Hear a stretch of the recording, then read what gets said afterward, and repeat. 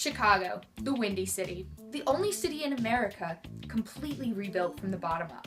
Today it is a popular tourist destination, but there was a time when Chicago was home to a turbulent social movement that would change history forever. Chicago was a location in the freedom movement.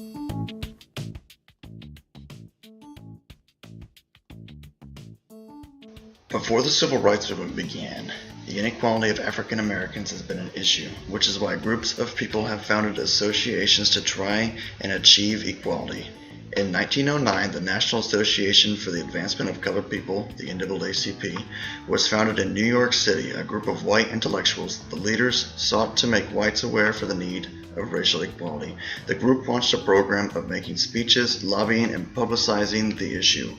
The group also started a magazine, The Crisis. The NAACP worked through the court cases of inequality. They announced plans for their movement in which they targeted their civil rights and the inequality of African Americans were experiencing at the time.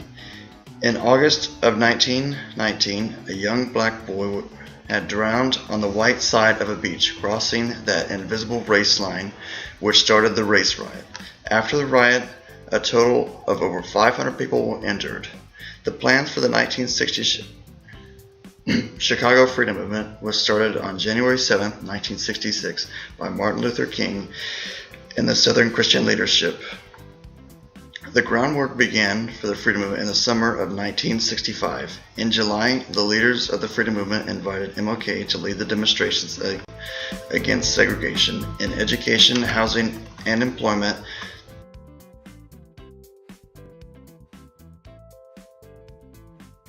The majority of the Chicago Freedom Movement happened from mid-1965 to early 1967, almost 2 years. The main leaders of the movement were Martin Luther King Jr. and Al Raby.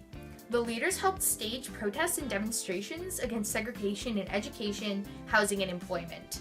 According to the government and society, business owners had the right to deny colored people in certain education, apartments and houses in white neighborhoods, and jobs that they were perfectly qualified for just because they were a different color.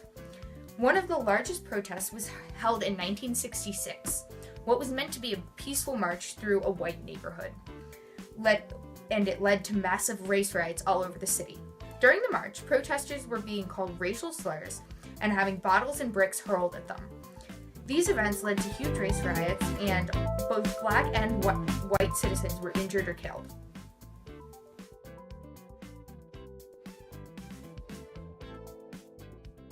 The Chicago Freedom Movement had some lasting effects. For example, it brought national focus to the civil rights struggle. This was significant because it created a bigger support system and allowed peaceful protests to happen elsewhere in the U.S. Ultimately, increased participation in the civil rights movement brought it to a sooner conclusion. As a result of the Chicago Freedom Movement, public housing and mortgages in Chicago became available to people regardless of race. After the movement, King wrote "Where Do We Go From Here? Chaos or Community" as a commentary on what happened and to highlight some of the issues that still needed to be addressed.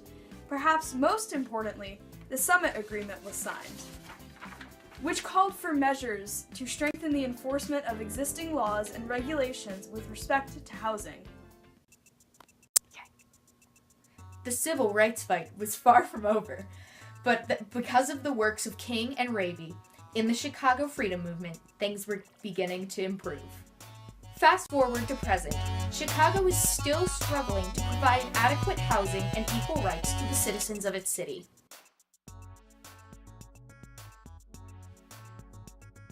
When people think of homelessness, they typically think dirty, hopeless adults and bums on the streets.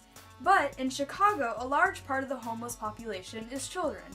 In fact, the fastest growing group in homelessness is families comprised of single parents and children. The average age of a homeless child in Chicago is 9 years old. Also worth mentioning is the fact that in Chicago today, 98.1% of the homeless children are people of color. This overwhelming majority suggests that even today, race issues are afoot.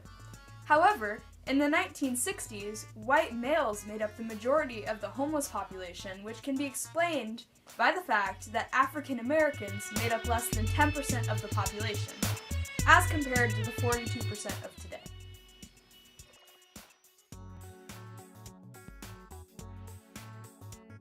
Many Chicago renters still feel that they are overburdened by the price of renting where they would like to live.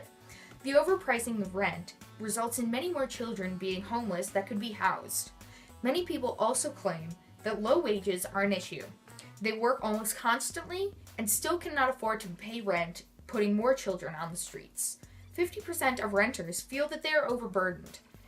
Some can't even find jobs. The current unemployment rate in Chicago is 10.2%. Nearly 90,000 Illinoisans working full-time year-round fall below the poverty line. Many low-income renters can't afford to live where they work.